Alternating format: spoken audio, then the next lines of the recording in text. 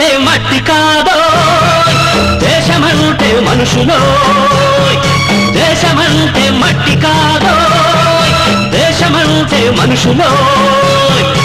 అన్నాడు మన మహాకవి అదే అదే అదే అదే నా పల్లవి దేశమంటే మట్టి కాదో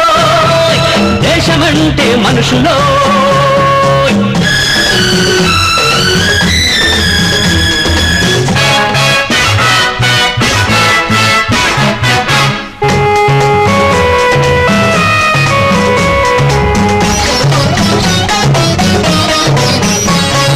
నువ్వు తినే కూడు నువ్వు కట్టే బట్ట నువ్వుండే మేడ తేరగ వచ్చాయనుకున్నావా దుక్కి దున్ని నేతనేసి ఇటుక మోసి నెత్తురునే చెమటగా